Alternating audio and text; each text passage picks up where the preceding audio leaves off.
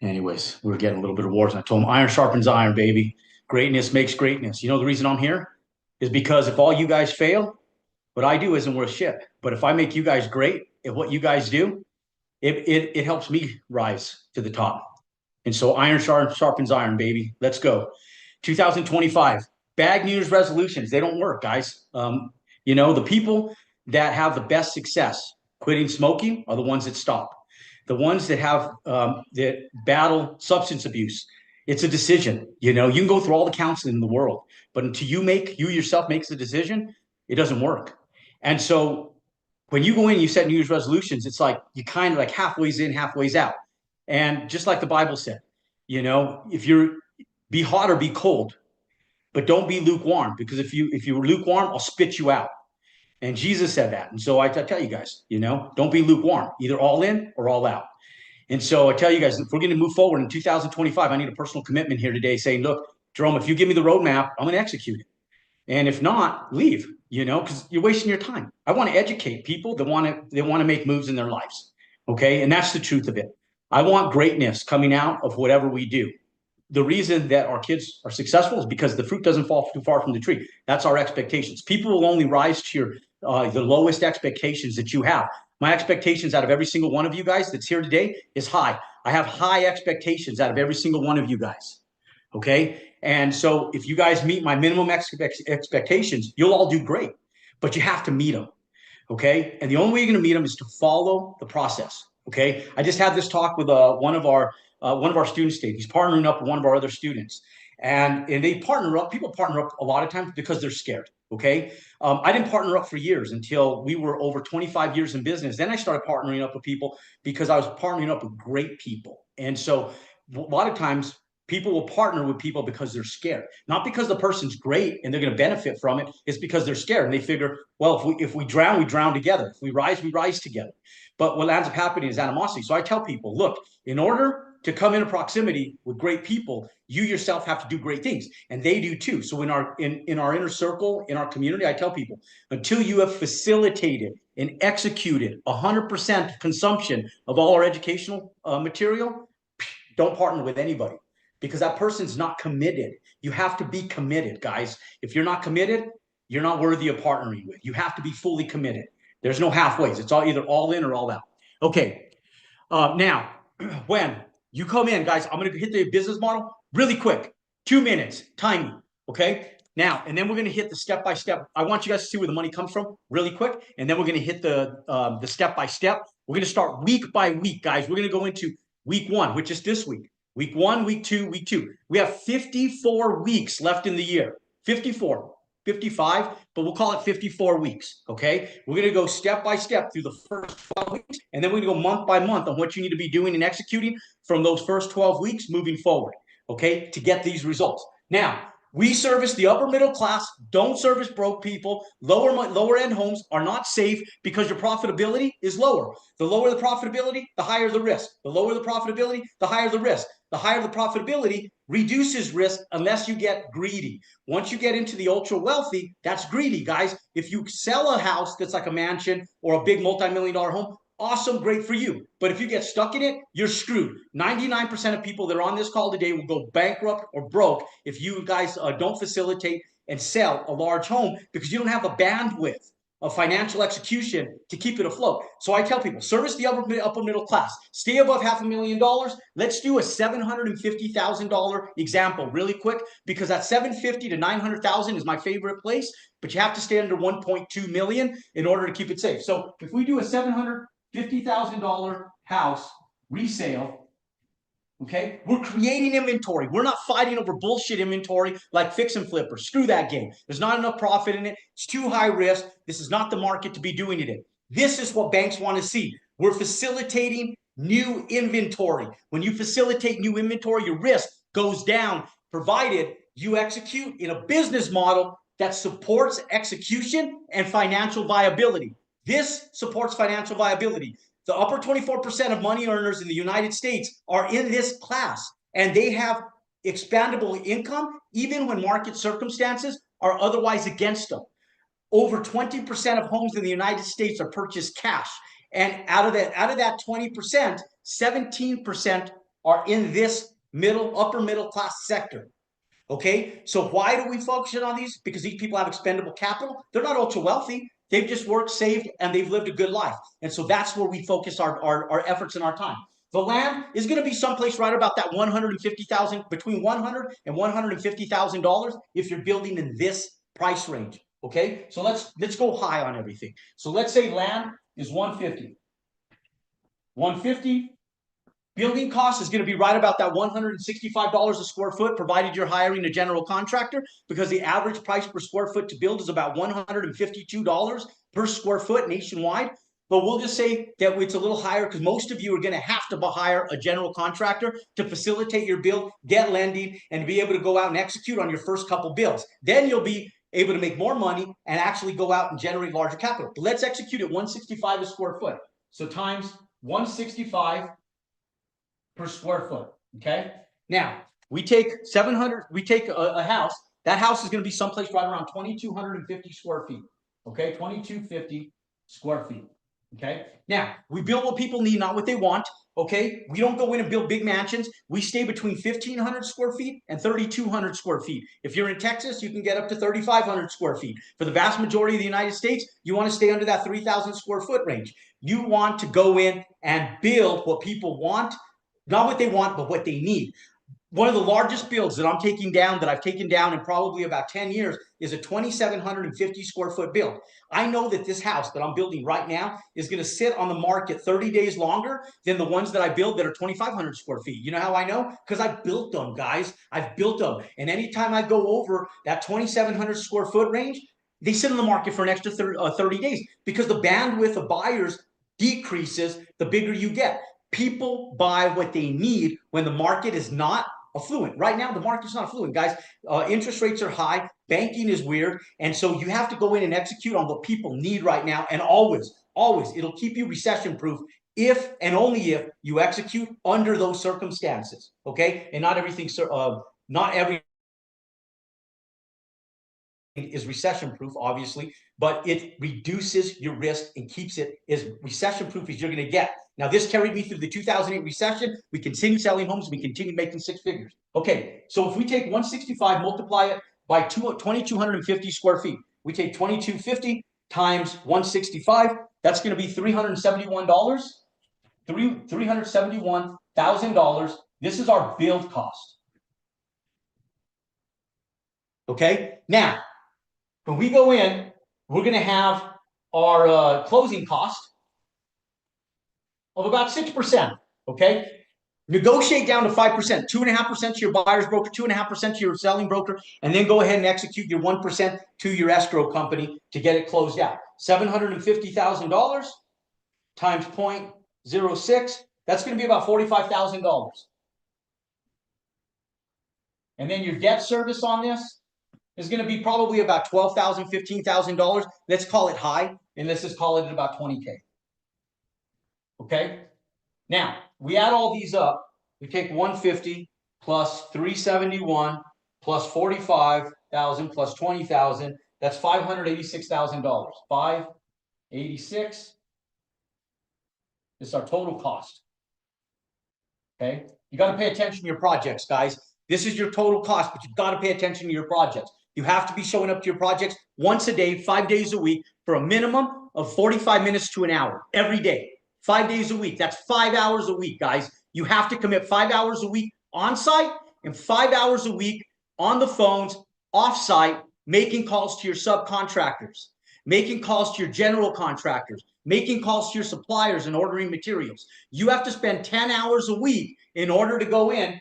If we take $750,000 minus 586, that's $164,000. Okay, that's $164K. Shit, I'll jack that up. $164,000 net. Okay. Okay. Now we're going to do this step by step right now. We're going to show you the exact process. How many of you guys would be okay at the end of 2025 if you worked 10 additional hours a week and you made $164,000? How many of you guys would be okay with that? You guys okay? Yes?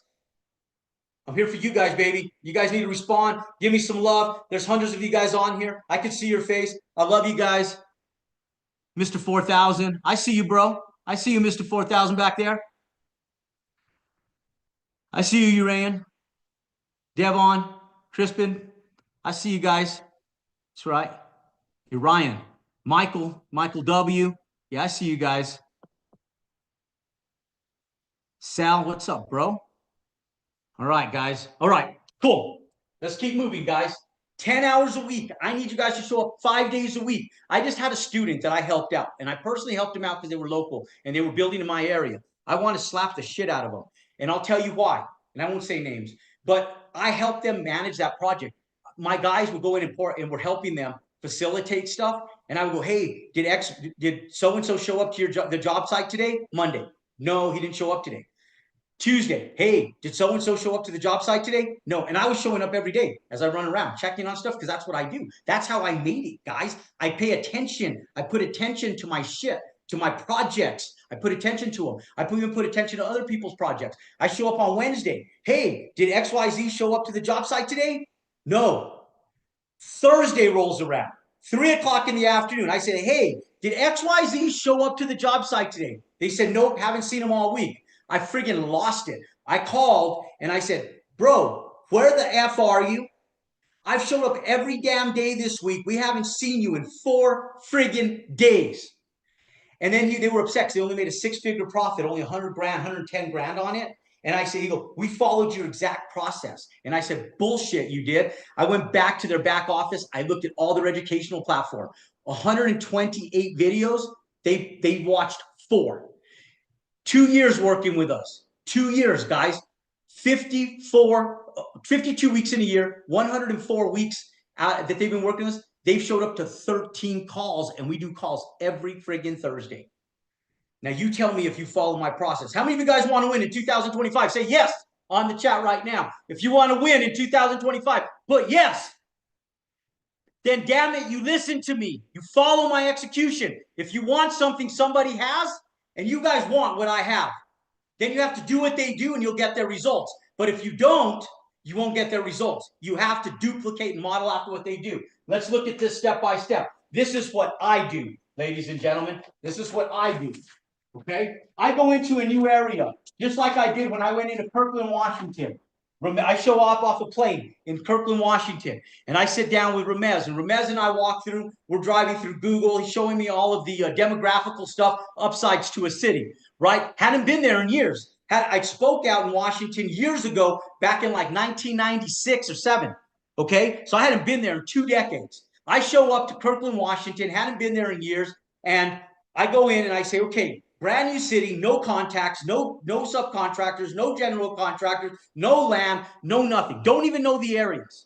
Okay. So now we start driving around. I get a little bit of proximity based on Ramez and what his experience is there. So I get a general knowledge base. Okay. Reason I'm giving you guys this example is because this is the exact example that you guys need to take. Okay. It's week 1. Okay. So we have, these are your weeks. Okay. These are your weeks.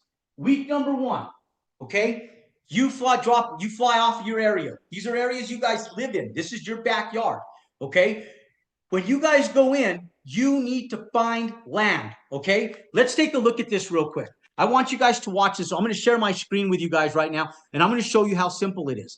When you guys go in, you have to look for an area that supports our business model. So you don't go into areas where homes are selling for $400,000, $300,000. You're not going to make no money there. You're not going to go into areas where homes are selling for $5 million.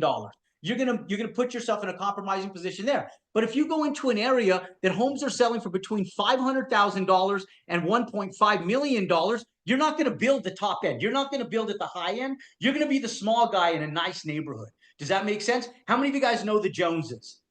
The Joneses are the ones everybody competes with next door, right? They're the ones that go, I want to compete with the Jones. They bought a Cadillac. I'm going to buy a bigger Cadillac. They bought a big truck. I'm going to buy a bigger truck. They have a 5,000 square foot house. I'm going to build a 5,500 square foot house. They have a 4-car garage. I'm going to build a 7-car garage. You know the Joneses. We all live by the Joneses, right? Ours actually don't. We live by a bunch of old people that are actually really cool, and they've lived their life. They could give a shit less. They just want to live a healthy life. Those are the type of people I love, and they have all done well. Okay. Now, here's the thing, guys. So we want to go in. We want to be the small guy in a big neighborhood, right? Everybody wants to be in that neighborhood. They want to live in a great neighborhood, great schools, great proximity to stuff, right? Restaurants, entertainment, whatever it is. Sub-rural areas, really, really good. But now, when we go in and we look for this business model, this is week one, guys, and it shouldn't take you any longer than a week. If it takes you into week number 2 to do your due diligence, it's okay. But in week number 1, you should find the areas, your top 3 areas, in your proximity. Okay. Now, once you find these areas, you can build there forever for the rest of your life. My first decade that I built from 1998 to 2008, I built in the exact same area, not within 1 mile of each other. Okay. Then I only pivoted because of the 2008 recession. From 2009-10, I moved into the area that I still build in today. Okay. Now, do I build other places now? Yes, 11 cities across the United States, across 4 different states. But I still build in the exact same area I've been building in forever. Where I created wealth in retail was literally within blocks, not even a mile, within blocks of my house. And I bought up all of the street of the road of old distressed retail, renovated. I still own a lot of that stuff today, guys. You don't have to go very far, is what I'm telling you. But here's what you do have to do. Okay, here's what you do have to do. You have to find a real realtor that really knows their shit in your area. Because if you don't, you're dealing with subpar people. The problem is most people want to be the Lone Ranger. Okay, they want to be the person going out. And what I always hear is I say, I can't find land that fits a business model. I can't find. And the problem with that is the I in there. There's a little book called Think and Grow Rich, but written by Napoleon Hill. And there's a few things that he talks about in there that the wealthy people incorporate that average people don't. One of them is other people's efforts. You have to hire other people, guys. You have to use other people's money. Okay, the bank's money, private money, and we'll talk about that here in a little bit. And you have to utilize other people's ideas. This was my idea. I started doing this in 1998. I copied somebody else's idea. I built their idea out. It's worked for me for the last 28 plus years, and it's going to work for you too, provided that you implement the step-by-step process that we're talking about. So here's what we do. Let me share my screen with you guys, and let me explain with you guys what we do, okay? So let's share this with you guys. Let's go to Google real quick.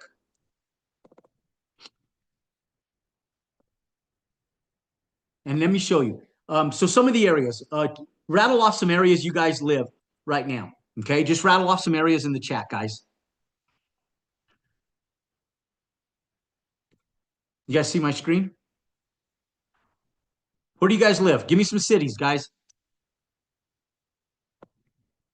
Okay, Berkeley, Georgia, Dallas, San Antonio, Houston, Atlanta, SUNY, Columbus, Stockton, California. Okay, cool. Let's look at like San Antonio. Okay, San Antonio. You gonna work out? Where are you heading to? Where at? You gonna go to Carl's? You doing 1 class or 2?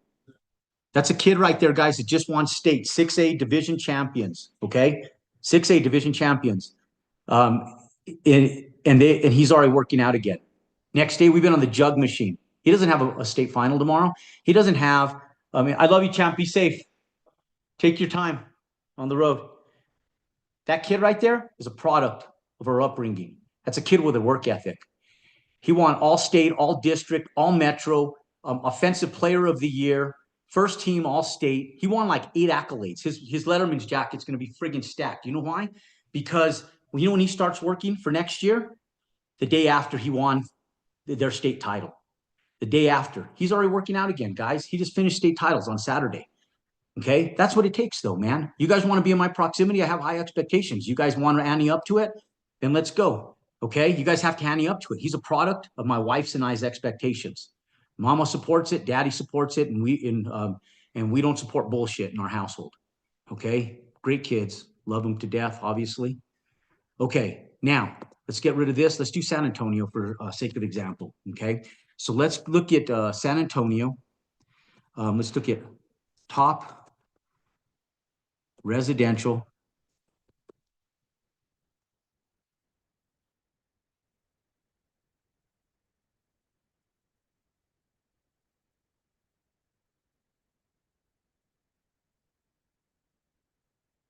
okay, top San Antonio, Texas realtors. I'm going to interview them. You know why? Because Napoleon Hill told me to. Napoleon Hill told me I need to find good people, guys. I need to find the best realtors out there. I need to find great people. Okay.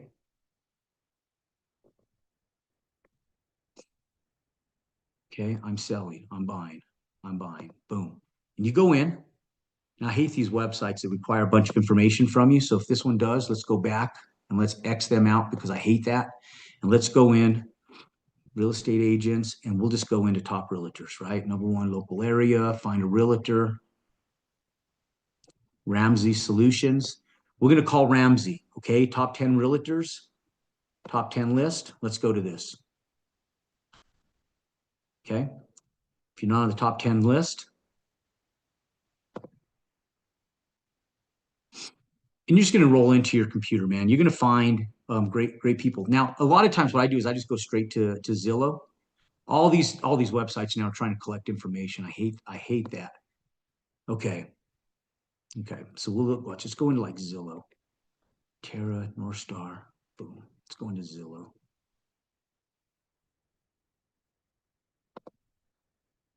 Okay.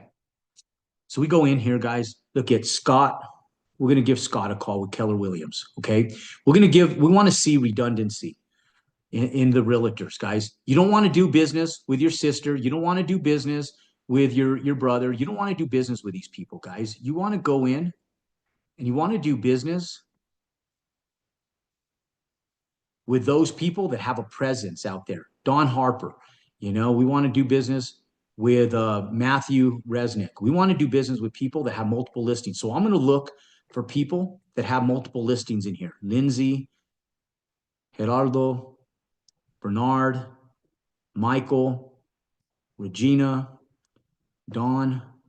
And I'm just going to look for realtors in here.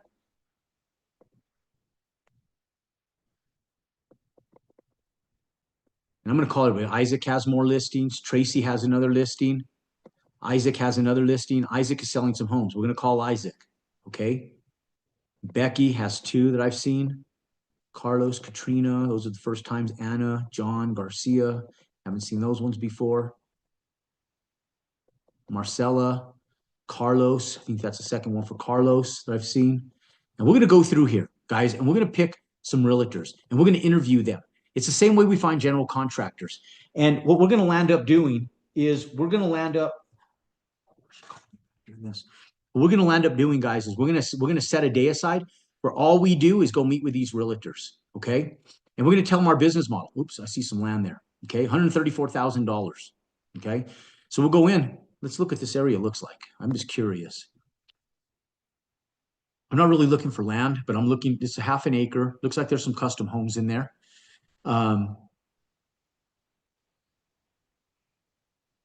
Any lot that has the word arroyo in it, be careful. Okay, so it has 3 arroyos. That means it has 3 waterways that runs through it in this area. So just make sure that it doesn't sit in an arroyo and it's not sitting in a floodplain. Okay, but look, guys, $134,000. If these houses around here are selling for $750 or more, does that not fall into our business model that we just underwrote? It does, doesn't it? Let's take a look at all these pictures. Okay. Okay.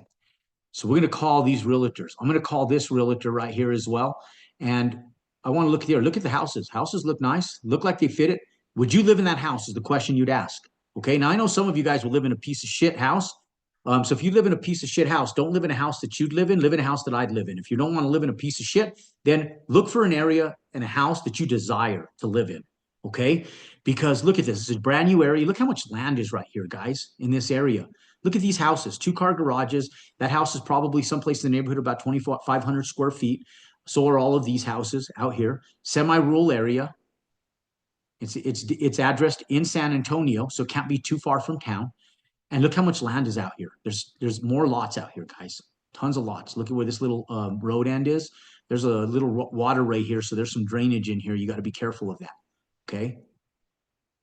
Now, the reason I show you guys this is because this is week number 1, guys. This is week number 1.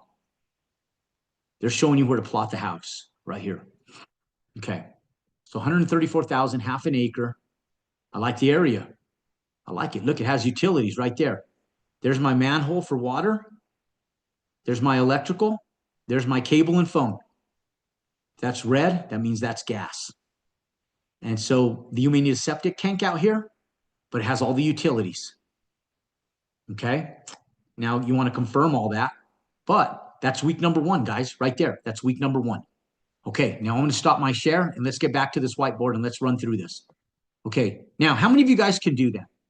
How many of you guys can do that?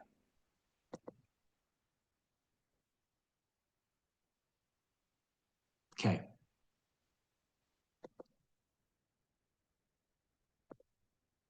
Okay. Now, that's week number 1, guys. You guys need to watch my 5-day land challenge if you guys haven't already. That's just one step of our 5-day land challenge, but our 5-day land challenge supports that, guys. Now, that's week number 1. You find that one sucks. This one. Find land, guys. We're going to find land. Okay. In an area that supports our business model.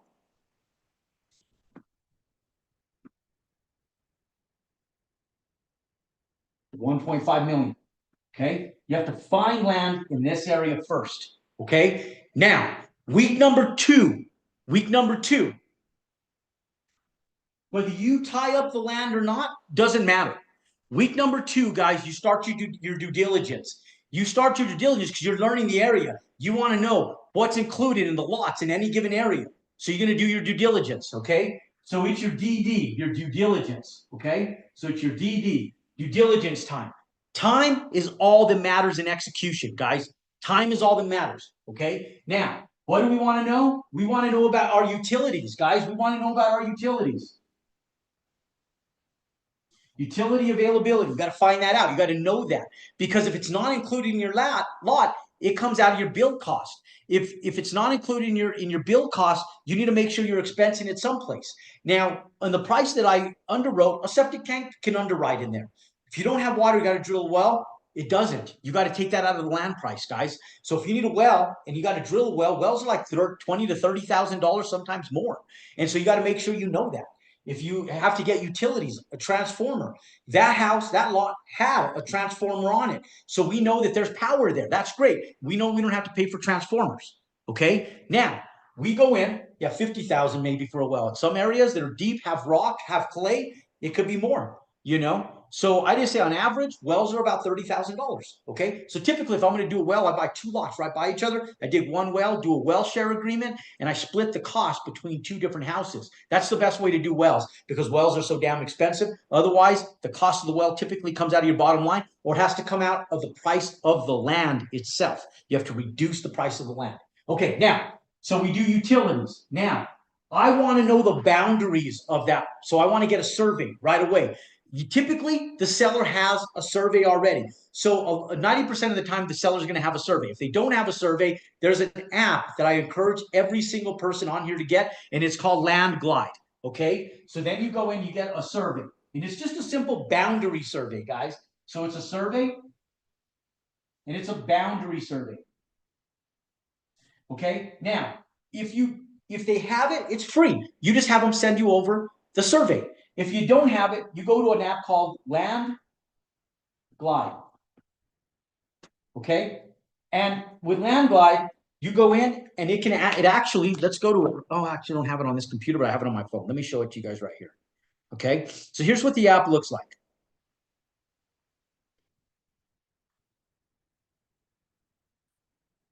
The app looks like this, guys. And I'm giving you guys basic information because this basic information is what most people don't have, guys. Land Glide right there. It's this app right there. Okay. Let me see. Let me try to get that to focus in. There it is right there. Land Glide. You guys see it? Land Glide? It's right there.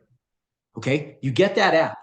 And when you go in to that app, you go in and you put in the parcel number that you want.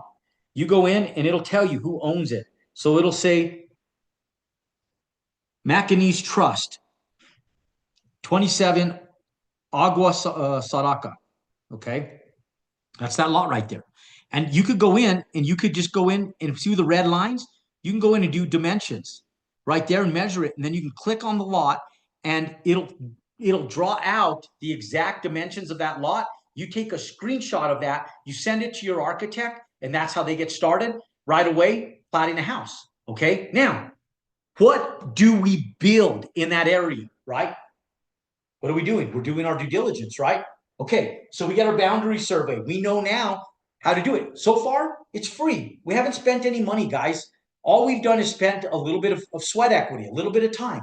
Now, we go in, we get a boundary survey. It's free. They may say, well, we won't hand that out until we get an offer. Well, we're not going to put an offer in until we get a boundary survey. I need to see if this damn thing is going to work for me first, right? So it's all negotiations. If you have a good realtor that works in that area, they're known in that area, and they know that they're working with a realtor that has executing buyers, they're going to work with them. So that's that realtor. The reason you don't work with your family and you work with people that are doing business in that area is because those people have relationships in that area. Those people are respected in that area. Those people have resources that most other realtors that don't dominate that area don't have. So because they have that, they are the ones that you leverage their talents and and you execute with their attributes from that area. Okay. Now we get a survey, just a boundary one right now, nothing else. Okay. Now we're going to go in, and as we start getting utilities, our survey boundaries, what do we build? Guys, this all just takes days. It doesn't take weeks, doesn't take years. We drive around and we take note: 2-car garage, 2-car garage, 2-car garage, 3-car garage, 2-car garage, 2-car garage, 2-car garage, 2-car garage, 3-car garage, 2-car garage, 2-car garage, 2-car garage, 2-car garage, 3-car garage. What do we build? Do we build houses? What's dominant? Do we build a 2-car garage or 3-car garage? What's dominant? 2-car garages. Can we get our money out of a 3-car garage? Maybe. Does it help us sell the house? I don't know. We ask the realtors.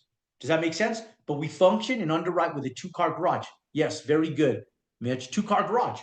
So we go in. Three-bedroom house, 3-bedroom house, 3-bedroom house, 4-bedroom house, 5-bedroom house, 3, 3, 3, 3, 4, 3, 3, 3, 5, 3, 3, 3, 3, 4. What do we build? 3 beds, 4 beds, 5 beds. What do we build, guys? 3, right? That's dominant in the area. That's the demographics of buyer that's buying in that area, because we're working off of comps. We're not reinventing the wheel. We're working right off of comps, guys. Simple stuff here, guys. Simple stuff. Common sense stuff. Okay. This is the way I did it back in the day. No one taught me this. I did it on my own. It's common sense stuff. But I know that common sense is one of the least common things. And some people just need support and affirmation, guys. I'm giving you support and affirmation. I'm telling you guys, if the vast majority of homes are 3-bedroom homes that are selling, build a 3-bedroom, 2-car garage home, because that's what's dominant in the area. That's what the vast majority of people are buying in that area. We focus on the demographics of empty nesters. Most of them are downsizing from larger homes, and so they need space. So every house we build in our area, 3-car garage, because they use 2 cars for themselves, and they fill up the other storage, the other car as storage area. And so when they go in and they're buying, guess what?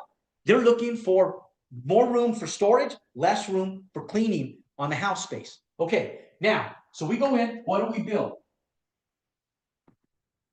Do we build? We look at comps, guys. We look at comps. Oops, not cops, comps. I'm dyslexic and I'm very fast too. So excuse my mix-ups there. Okay, comps, guys. So we look at comps. We look at comparables, guys. We look at comps. What's being built in there? Don't reinvent the wheel. Just do what's working, right? Just execute on what's already working. So we go in, we look at comps, and we build exactly this right here: 3-bed, 3-bath, 2-car garage. Okay. If that's what the area tells us we build, we just go in and we affirm that. Okay. What's the vast majority of homes that are selling the quickest? What is the homes that are selling the quickest in the area? Who do you have? Are you doing it Lone Ranger style? Are you doing this on your own? Or did you hire a professional? You get the realtors to come in and say, hey, can you show me days on the market for the homes that sold the quickest? Now, this is where my business model might skew. All of a sudden, we see that everything's 3 threes, 2-car garage, 2-car garage. But all of a sudden, we noticed that out of those, there was these random homes that had 3-car garages, but they were still 3 threes, and those homes sat on the market for under 10 days. These ones sat on the market for 27 days. What do we do? And we have confirmation that not only one sold like that, but 2, maybe 3. Now all of a sudden I'm thinking, I'm going, wow, Vast majority of homes are 3.3s with 2-car garages, 27 days, average days in the market. But the homes that were for 3-car garages stayed in the market for less than a week. What do we build, guys? What do we build? What do we build? We build 3 cars, guys. We build 3 cars. Why? It's safer. It's safer. We want out. We want to build. We want out. We want to build. We want to sell. We want our money. Even if it costs us an extra few $1,000s, we want in, we want out, and we want sold. That's what we want. Okay. So if it shows that it's 15 days less on the market in a compressed market where it sits for 60, maybe it only sits for 30. That saves you a house payment. What if that house payment is $2,500 for your construction loan and the cost to build that extra car garage is only $2,500, $3,000, $5,000? Is it worth putting in the garage to get that house sold? It is it not? So we execute based on that. So we want to look at the days on the market. Okay. Now, guys, this is gold. This is like step-by-step stuff. This is your 2025 starting today. This you should do before Christmas. Okay. This you should do before Christmas. Now, once you go in and you find this information out, you should be able to do this by the end of week number 2. Here's what week number 3 looks like, guys. Now, I'm going through this slow. Week 3. Okay. Now, we're going to start hauling ass through this, guys, so we can run through this and execute effectively. Okay. Week number 3, you're going to go in and you're going to put an offer in on that property. Okay. Now, that isn't where you're going to put an offer on a lot. Okay. Now, still no money out of pocket, put an offer in. Do it with a letter of intent. Do it with an LOI, letter of intent, the intent to buy. Okay. They're going to probably ask you for money for proof of funds. Don't worry about that. Don't even send it to them. Wait till the offer gets sent in. We'll go in, and if they do, you can go in and try to get a pre-approval letter. If not, don't even send it into them. Don't worry about that. People focus on the problems. Focus on the solution. When they ask you for a letter for a proof of funds, ask them for a survey. When they ask you for proof of funds, ask them about utilities. When they ask you for proof of funds, ask them for comps. When they ask you for proof of funds, ask them who else they sold lots to. When they ask you for proof of funds, you keep asking them questions, guys, until they forget about it. You get them so overwhelmed with all your questions, they leave you the shit alone about proof of funds. Don't worry about proof of funds, because you're going to come back and ask them for owner financing anyways. Or you're going to come back and you're going to ask them for a delayed close. And then by the time you get there, you've already burnt several weeks. And now you're working towards this right here. You're working towards a set of blueprints, a set of plans. Now, once you get a set of plans, guys, and you're working towards this, you can go in, you can get a pre-approval letter. Okay? We'll show you how that works. But this, guys, is what you're looking for. You're buying time to get here. Once you get here, now you can start getting letters and so forth. Okay, now, if you go in, or you can come in and utilize one of our affiliates. Once you're working through the process, they'll send you a pre-approval letter. Okay? Now, when we come in, we put an offer on the lot, week number 3. We start executing on this hard on week number 3. This is where we start facilitating hard due diligence. So week number 3, we're doing hard due diligence. Okay? What does that mean? What's the difference? We're doing soft due diligence here. Now we're doing specific due diligence, specifically related to the lot that we're looking at right then. Okay? We want to make sure the house fits. We want to make sure that the utilities are there. We want to make sure what our costs are. We're going to talk to all of the utility companies right here doing our hard costs. Right here, we find out if it's available. Right here, we find out the cost of all that stuff. They're phone calls, guys. You're going to come in, call at 8 a.m. in the morning, 8 o'clock, guys. Don't wake up and start this bullshit at 10 o'clock in the morning, 11 o'clock, 12 o'clock, because then you sit on hold for an hour. When you go in, you start this stuff, you start this in the morning early, and you start your due diligence, and you do your hard due diligence, okay? Now, week number 4, guys, we get through due diligence, and we're sitting back going, okay, time to execute. You go in, you put a deposit, now you have the lot tied up. Week number 4 through 6, you're going to work with your architect.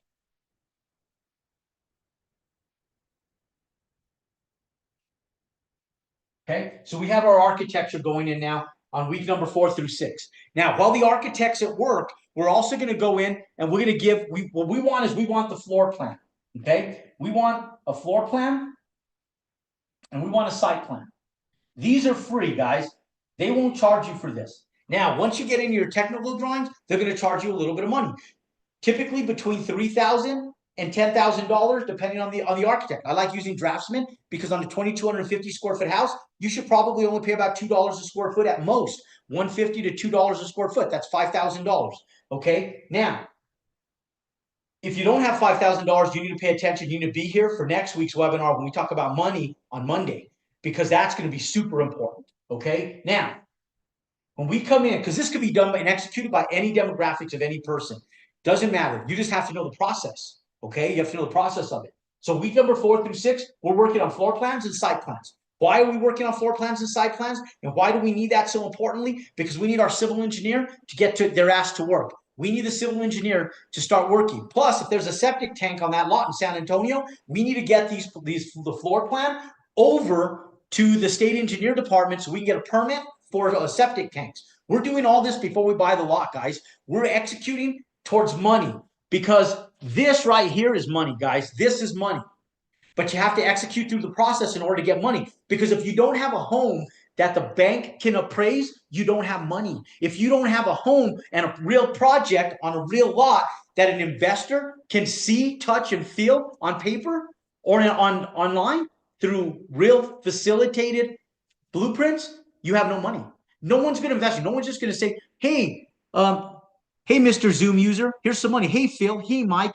Hey, 4,000. Hey, guess what, guys? Here's just money. Money's just going to come your way. That ain't the way money works. No one smart is going to do that. We just talked to a Japanese investor from Japan today. These guys are building big shit in Japan. Big shit. And they're building stuff here in the United States too. A big project in downtown Washington, D.C. that's probably $150 million development. We're a small peanut compared to these guys. These guys are doing like $250 million, $500 million projects, but they invest in projects like ours. And so we sat with them today. And one of the things they said, before we do anything, we have a 3-month due diligence period before we invest with anybody. So we send them out sets of prints like this, guys, right here. This is a $25 million project. And before we do anything, we send them this. But when we open this up, guys, when we open this, it's a real friggin' project. It's a real project. Okay? It's a real project. And when we take them these blueprints, they have something they can evaluate. They look at what we're doing. You know, is it a real project? Then once they evaluate the project, they underwrite it. If you know this stuff, they sit back, because people with money are smart, guys. Most people with money didn't get that money on accident. They got that money because they're smart. They got a good common sense level head. People that keep money are really smart. Okay, making money is one thing, keeping it is another. If you get investors, guys, and you want investors, private money, you got to get good at this process. This process is simple, but you got to know it, right? If you don't know what the process is, you're screwed. So you have to know the process. Okay, now we go into week number 4, architects, and then we're going to start on civil engineering. Okay, so week 6, we start our engineering. Engineering and permits.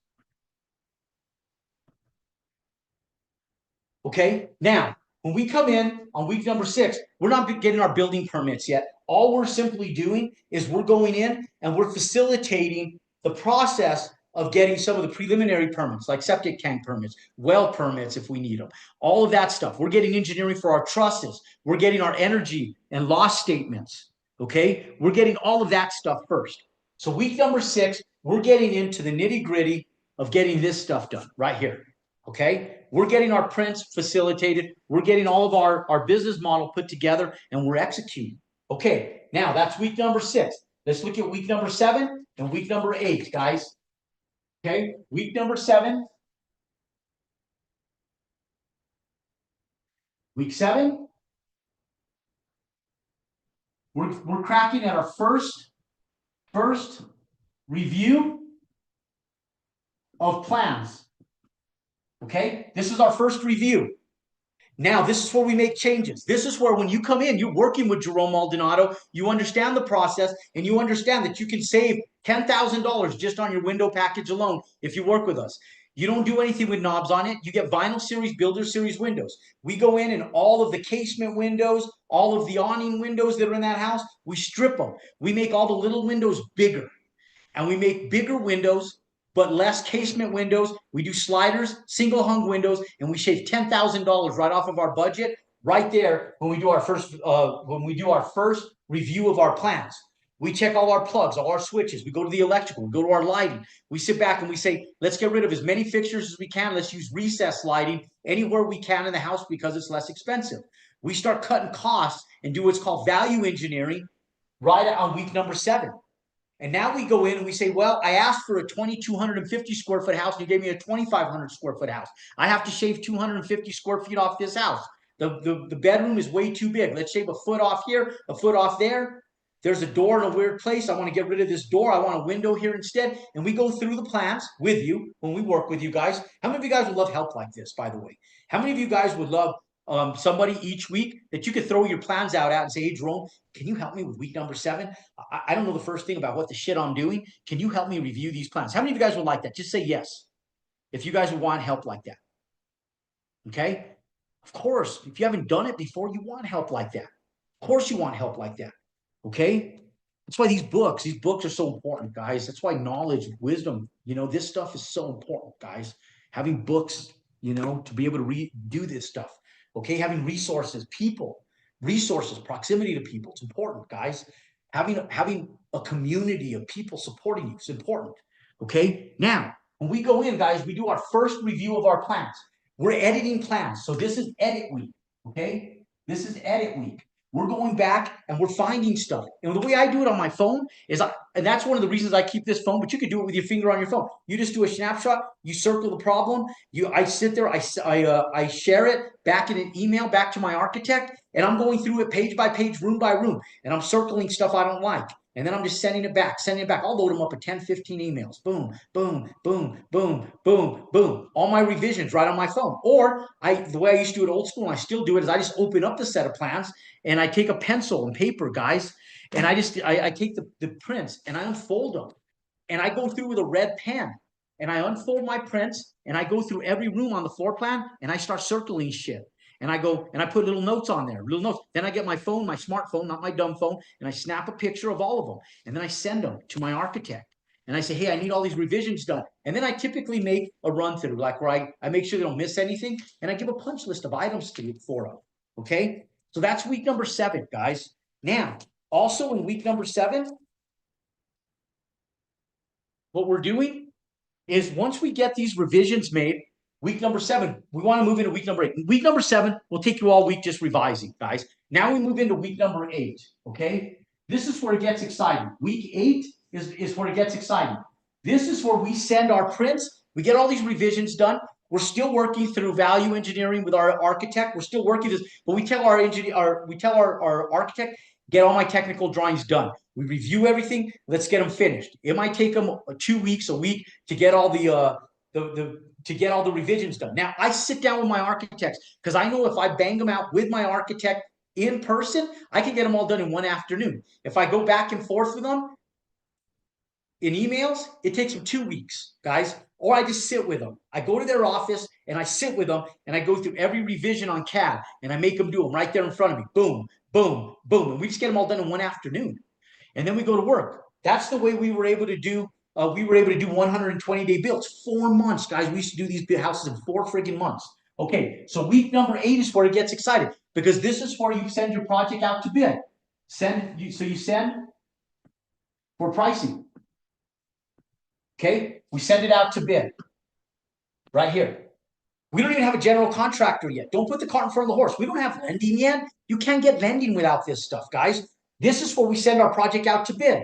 And we tell everybody, hey, we tell our drywall guys, our roofers, and where do we get these guys? We drive into a D.R. Horton subdivision. We park on the side of the road, and we take every single subcontractor that they have in that D.R. Horton subdivision, and we send them to every single subcontractor that D.R. Horton, Pulte, Lennar Homes, KB Homes, all of them are using. We don't live in a country that supports monopolies. They don't own those friggin' contractors. Those are free enterprise contractors. We live in a free enterprise country. It's your ability to go on those public streets and those public roads and get phone numbers off of trucks, work trucks, and job sites from these people. And most of the superintendents will even support you if you just go in and tell them what you're doing. And they'll even give you phone numbers half the time.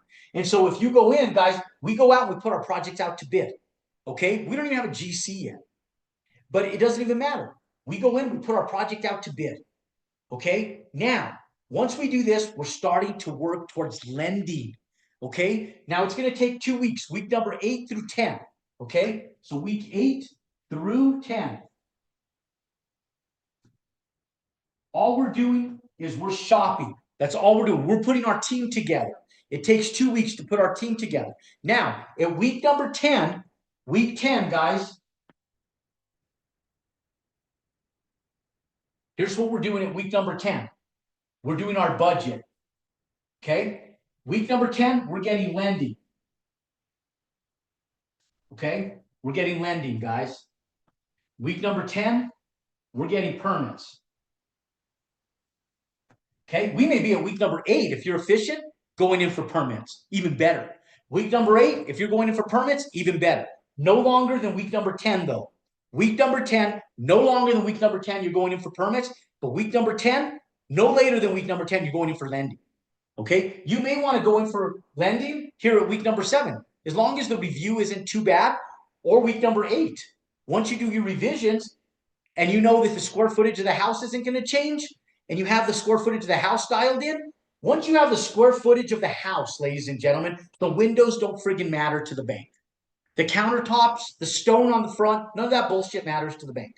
All that matters to the bank, square footage and comps in that area. Square footage, comps on that area. Square footage and comps on that area. You go in, and week number 8, you start facilitating permits and lending. Then you start putting this project out to bid. But once you get to week number 10, the bank is going to ask you for something specific. How many of you guys know what that is? What is the bank going to ask you for in week number 10? First person gets a free t-shirt.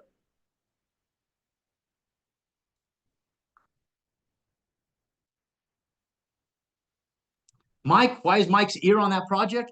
Because Mike's ear's sexy, bro. That's why Mike's ear's on that project. Why are you paying it? Or who's that? Rick? With Rick's ear? Or is Rick's ear sexy? Don't worry about his ear. Pay attention to this. Pay attention to this. Don't worry about his ear. Pay attention to this, guys. Okay, what are they asking you for? Week number 10. I haven't seen it yet. Haven't seen it yet. What are they asking you for? Appraisal? No, not yet. The appraisal needs this. What do they need, guys? Square footage, first person gets a t-shirt. Not down payment. You don't need a down payment. Not permits. They're going to ask you for permits, but week number 10, what are they asking for? Not blueprints. What are we working at, guys? They're going to ask you for comps. Budget. Who said budget? I saw budget on there. Somebody said budget. Who was that? Gary. Okay, get their name, their full name, their address, and I'll get them a t-shirt. Get the size of t-shirt they wear too. Okay, get their name. They're looking for their budget, guys. They can't move forward any further than this until they get a budget, because they can't get an appraisal. They want to know what this is, what your budget is compared to the appraiser, to the appraised value. Okay, they need a budget. Okay, so you need a budget. Okay, it's going to go through everything. Your budget's going to go through everything. This is a budget right here, guys. You see this? This is my budget for my Inca project right here. You see this budget? Let me show you this budget. Line by line, item by item. How many of you guys can see that number right there? What's that number right there?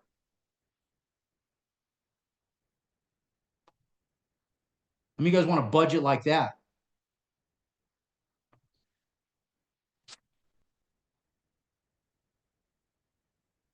Whose name's on there? Whose name's on there? It's my name. My budget. That's my Inca project, guys. We only teach you what we do. We only teach you what we facilitate, guys. This isn't pie in the sky. If I ain't doing it, don't friggin' do it. Only do what I do. You find people who are doing and executing, and you model after them, guys. I am the real deal. These are real friggin' projects, okay? I'm only teaching you what I do every single friggin' day of my life for the last 28 years, okay? And if you have anybody else teach you otherwise, don't listen to a damn thing they say, because they don't know shit about shit. Only listen to people that are doing what you want to be doing, okay? Now, that budget sheet looks just like this. How many of you guys would like to go in and have a software, an Excel spreadsheet that does the budgeting for you? Well, doesn't do the budgeting for you. You have to plug in the numbers, but a spreadsheet that goes item by item, list by list, so you don't forget nothing. that has every single item of an entire project on it so you can execute on. How many of you guys would love that? Okay. Now, if you guys love that, you guys have to either be a part of our community or you guys have to join me in San Francisco on February 8th when we do our Build Wealth Workshop. Because at our Build Wealth Workshop, we're going to go through these budgets and underwriting specifically. We're going to talk about dirt. We're going to talk about freight. We're going to talk about pad sites. We're going to talk about foundations. We're going to talk about framing costs. We're going to talk about drywall costs, insulation costs, roofing costs, plumbing costs. We're going to talk about the cost of lending. We're going to talk about the cost of debt. We're going to talk about the cost of flooring. We're going to talk about the cost of plumbing fixtures, electrical fixtures. How many of you guys would like to have a guide, step by step, item by item, of what things should cost you nationwide? How many of you guys would love that? Just say yes. Okay? If you guys would love to have that. Okay. Now, this is what the bank's going to do. Now, I saw a ton of times on there where people said that the bank wants to see a down payment. Boop. It's wrong. They don't want to see a down payment yet. They're not even worried about down payment yet. There's two budget sheets you're going to put together. There's your execution budget sheet, and then there's your bank budget sheet. This is the one you build to. This is the one you give the bank. The bank is going to get 95% budget based on value. This is going to be closer to about 75%. You build that 20% is your down payment, guys. The equity that you build by doing these is your down payment. Most of you guys think that the bank, guys, listen to this. This is important. How many of you guys have money problems? Everybody on here should raise their hand. I have money problems. And the reason I have money problems is because I want to do more projects than I can afford to do. Unless you know banking. Okay? There's no shortage of money on this earth, and there's no shortage of projects. There's just the shortage of bandwidth for execution and relationships, guys. And so the biggest thing is there's levels to this game. And with levels to this game, you should be able to position yourself where you can go out and get money on projects. Now, if I had to go out and put down payments on every single one of these, I'll never happen. But I can go in and buy a lot for $1.6 million and spend another $300,000 on a big commercial project. And with less than $1.7 million into the project, this land now becomes worth $6 million. The equity I created in this becomes my down payment, guys.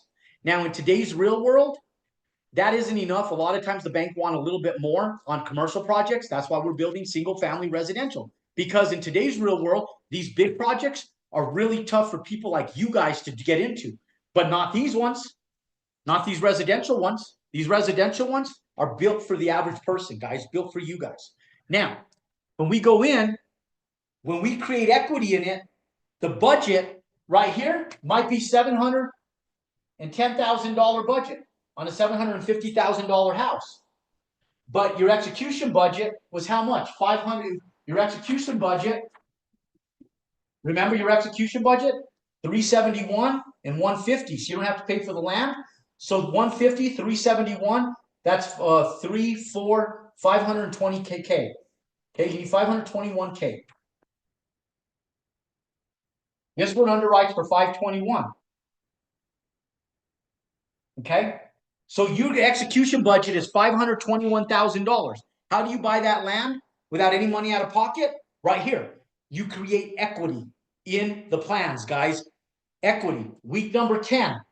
You need 3 months to close on these lots. If you don't have 3 weeks, buy them under owner financing. If they don't want to do owner financing, go to the next lot. If you get to week number, let's say they only give you to week number 8 and they only give you 60 days. You get to week number 8 and you're already close to it. Just say, hey, I'll give you an extra $4,000, $2,000 in escrow money if you give me an extra 2 weeks. That money goes towards the purchase of the land anyways. You're not losing money. You're not giving it to them. It's going towards the purchase. But it's just showing your commitment level is higher and that you're not bullshitting them. What you're doing is you're buying time for free because that money's going towards the baseline of the land. And so you're not losing anything other than gaining time. And when you gain time, you get a week number 10. And when you do this budget, you get it over to your bank, guys, because you send this out to bid. It takes a couple of weeks to get all this back. Then you go in with your execution numbers. And when you do that, that's 710. in value, 710, 123, $700,000 times 0.8, 80% loan to cost times 0.8. That's $568,000 that the bank is willing to give you on a loan to cost model if you learn how to do this right here. Learn how to underwrite retail costs to the bank versus execution costs. The bank doesn't expect you to work for free, nor does the bank expect you to go in and have zero contingency costs in there. So the difference in the variance is your equity. You have $521,000 in need to be able to buy the land and execute. The bank's willing to give you $568,000. Where do your payments come from? They come from the excess amount, which is called interest reserve. You don't go out and make payments every month on this, guys. They take it on the back end of your note. They add it, and it's occurring on the back end. So when you pay your loan off, this amount, this 20K, gets deducted from your proceeds at closing, and you pay the bank back on their loan. That gets added to your loan amount. You build your value and your down payment, not with cash out of pocket. I know you guys want to pull out your money and start giving the bank money. That's not the way it works, guys. You don't go out and ante up like this. You ante up in equity. That's your down payment. You create your money, your 20% down payment, you create it in the equity of your build. Make sense? How many of you guys got taught that shit in school? How many of you guys got taught this shit in school? None of you guys, because nobody teaches this shit in school. We get taught about Christopher Columbus. We get taught about some bullshit you're never going to use. This is not taught in school. Not even conforming lending, guys, is taught in school. It's friggin' ridiculous. This is life. This is banking. This is lending. This is how the real world works in development and execution. This is how lending really works in the real world. Okay? This is what we teach you guys how to do. Okay? By week number 12, your lending is done. Your permits are in for plan review. By week number 12, you're ready to start taking action, guys. Week number 12 is action week. Week 12 to 13 is action weeks. We start to build, guys. We start to build, and we get our lot purchased, and we move, guys. Week number 12 through 13.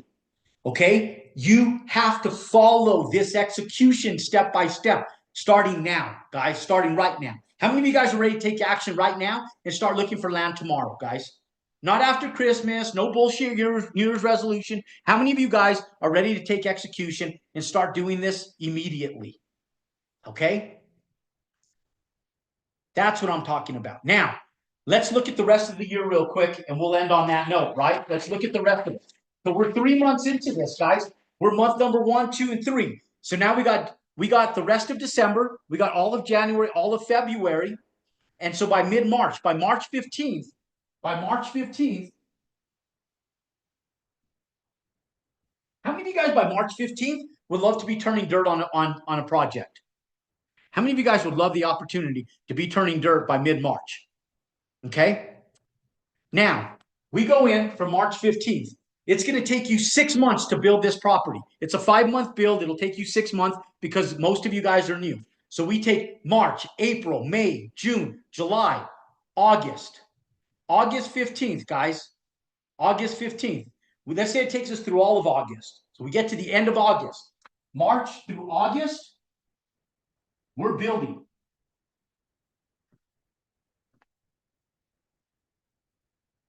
How many of you guys would love to come spend an entire day with me? Whole day with me in person, and be able to sit at tables with my community. People that are 2 years ahead of you guys, 12 months ahead of you guys. People that came in and watched a training just like this 2 years ago, either in a live room or right here, that are executing and already doing this business model. People like Bruno, who is living in Alabama, and he never built before, guys, did some fix and flips, and now he's doing a 20-unit apartment complex and a 50-unit apartment complex. 2 years, guys. You know what Bruno did? Bruno, he was already sharp. He's an immigrant, that's why. He was a sharp immigrant that came to the United States, and he didn't have all the limited bullshit beliefs that us as U.S. Americans have. So he came in, and he was gullible enough to see the opportunity and bought it, hook, line, and sinker. And I just pulled him. I said, this way, Bruno. And so Bruno's going to be there in San Francisco on the 18th. Bruno came in. He's going to make over $2 million on one apartment complex. He's been with me for 2 years. Bruno automatically came into our highest end community, our Build Wealth community. It's a $30,000 a year investment. He's been with us 2 years. $60,000 investment. He's going to make over $2 million this year on his second apartment complex. I don't know how much he made on his first. You guys can ask him in person. How many of you guys would love to be a Bruno who came in as an immigrant, was just in Turkey visiting his parents in Turkey, the country, not Thanksgiving Turkey, Turkey, the country, visiting his parents, came in as an immigrant just a handful of years ago, and is already making millions of dollars as an immigrant in the United States. Didn't have any U.S. credit, didn't have any of that stuff. Came in as an immigrant, and is in less than 5 years, 2 years working with me, is making millions of dollars on our exact business model. How many people would love to be a Bruno? Okay. Another person that's going to be there is going to be Garrett Vita. Garrett is building now in California in Desert Hot Springs, guys. Garrett came in to our community. Excuse me. I get excited. So excited I lose my voice. Garrett's a nurse. Garrett's been working with us for about 3 or 4 years now. Garrett was slow. Okay, Garrett was slow. 3, maybe 4 years, guys. It took Garrett. Garrett even came in and worked for me as an employee for a short time in our sales team. As a nurse, he was still working as a full-time nurse, working for us part-time. He just wanted proximity. He came in, he invested $10,000 to be a part of our community one time. But he's been at every event that I've ever thrown, all our big events for the last 3, 4 years. He was a slow process, slow groomer. Part of the problem is that Garrett was making 6 figures working as a nurse, so he was comfortable. But 3 years into it, he finally started building houses. Now in Desert Hot Springs, he's on his first set of homes. When I say first set of homes, because he's not doing one, he's doing multiples. And as a nurse, guys, he's still working as a full-time nurse. He has multiple builds going on. He's going to make over $175,000 per build. He has 2 that'll be completed now by the time we get to the Build Wealth Workshop. And he's going to net over 175 on each of the builds that he has going right now. How many of you guys, even if it took 3 years working part-time, would like to add an extra $350,000 to your net income in 3 years from now and make over $300,000 working part-time as a nurse? How many of you guys would love to be a Garrett and a slow learner that 3 years? How many of you guys would like to ask Garrett what took him so long and what he finally did different to get it going? How many of you guys would love to meet someone like Garrett? Okay. We're also going to have people up there like Tony Herrera. Tony Herrera came in to our into working with us, guys. And Tony came in and he came into our Build Wealth community, $30,000. And he spent $30,000 to find out one thing, that he didn't want to build big apartment complexes. That once he was in with his family and his wife in our Build Wealth community, he found out that all he wanted to do was small projects that his wife and his daughter could work with him on. And now he's doing small retail centers, value add, and he's building houses. And now he's working full-time with not just his daughter, but now his daughter and his son and his wife. He created a family business out of our business model. Tony's been working with us for 3 years. I love Tony. He's going to be there in San Francisco. And when he gets to San Francisco, you guys can ask Tony why he decided not to build multifamily and why he'd rather just work with his family and make over $1 million a year in doing this business model. How many people would love to talk to Tony? Tony's in his young 60s, guys. This isn't his first rodeo. He was a corporate government employee, later a year investor, and he landed up crushing it. How many of you guys would love to talk to Tony? People like Tony. We'll have people there like Eddie, who's a firefighter, been working with me for 3 years. He netted over $1 million this year, did over 6 builds. There's going to be people like Miranda, stay-at-home mom, 4 kids, husband's a computer guru, and her husband doesn't help her with any of the homes. She was a stay-at-home mom, wanted to do her own thing. She started with me 2.5 years ago. Miranda did 6 homes this year. She's going to net over $1.2 million. And how many of you guys would love to ask Miranda how the hell she did it and what she did in the last 2.5 years? How many of you guys would love to talk to people like Miranda? Anybody? Yeah. Now, if these average people can do it, you guys might not be able to relate to me showing you guys a $24 million budget for one of like 5 of these that we have going on right now. But how many of you guys can relate to a firefighter How many of you guys could relate to a stay-at-home mom? How many of you guys could relate to a retired government employee? How many of you guys could relate to an immigrant that just came to this country 5 years ago? How many of you guys could relate to average, everyday people that are 12 months, 24 months, 36 months ahead of you guys because they got started and they took action? How many of you guys would love to learn from them? The only difference between you and them is time. But there's one guarantee in life. If you don't show up, you won't get their results. The reason that they have the results they have is because one, they showed up. Two, they invested the time into themselves. They got around the right people and they executed. They took action. Okay. Now, by month number 15, by August 15th, you're building. By August 15th, you list that house. If it takes you 30 days to sell it and 30 days to close on it, that's 60 days. So August, September, October. By October 15th, you sell the house.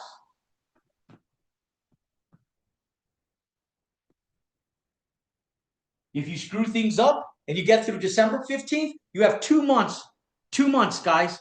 2 months for contingencies. If those of you guys that live in municipalities where plan review takes longer, you got an extra 60 days. An extra 60 days. You got a 60-day insurance policy for those of you guys that live in harder municipalities, or those of you guys that take the scenic route.